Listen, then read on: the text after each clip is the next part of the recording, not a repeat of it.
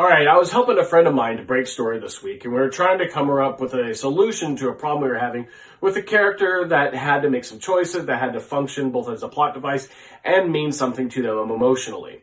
And we kept going around and around in circles until I remembered this great device that I picked up from Michael Haig, from one of his books. And it's essentially you ask this of your characters.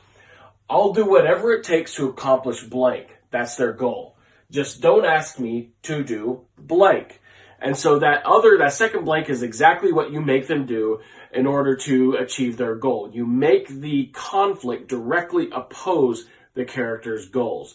So it's like that great quote from Sid Field that says, all drama is conflict. Without conflict, there is no action. Without action, there is no character. And without character, there is no story. So to make your story better, make your conflicts directly oppose your character's goals. Hey y'all, alright, we're going to talk about a little problem that we all run into from time to time, and that's the Act 2 blues. Now that's just a fun way to talk about how sometimes at the end of our second act we can feel like there's something off with the pacing. There's not quite enough material, the thing seems to be slowing down a lot, and it's just not quite working. And what that oftentimes is a symptom of is that the challenges and the obstacles presented to our protagonists are not increasing.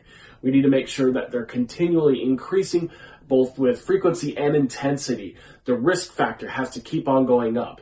So if you feel like that second act is lagging a little bit, so that the action's dropping off, and it doesn't necessarily mean explosions, but the drama is lessening, make sure that your protagonist's obstacles are increasing with intensity and risk factor as you get closer to that climax. Hey y'all, alright, today we're going to be talking about copyrights and copyright myths. There's a lot of misinformation out there about how writers and specifically screenwriters can protect their work. Some of the things that don't actually work, the poor man's copyright, that's printing a copy of your script and putting it in an envelope and mailing it to yourself and not opening it. That doesn't work. That does not legally protect you. Registering it with the Writers Guild of America, they offer a registration service for a fee.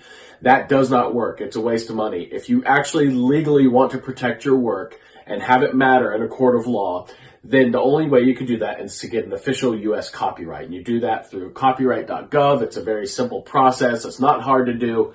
If you're really worried about protecting your work, don't waste money on these other things. Just go through copyright.gov and get it done right. That's the way the professionals do it. And if you're informed and you want to protect your stuff, that's the way you should do it too.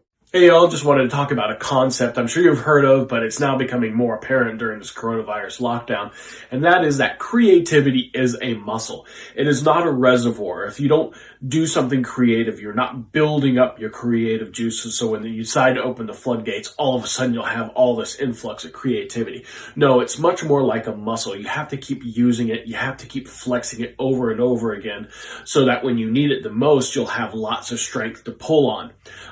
If you're anything like me and you've got the small kids around that are home from school, your time is going to be more strained now. I'm noticing that when I do have those tiny moments to be creative, it's failing me. It's not working out. And I think that's largely due because of this principle of creativity being a muscle. If you're not using it a lot, if you're not using it frequently, it will atrophy on you. So do your best to try and keep it up. Try and find ways to flex that creative muscle because it will go away on you.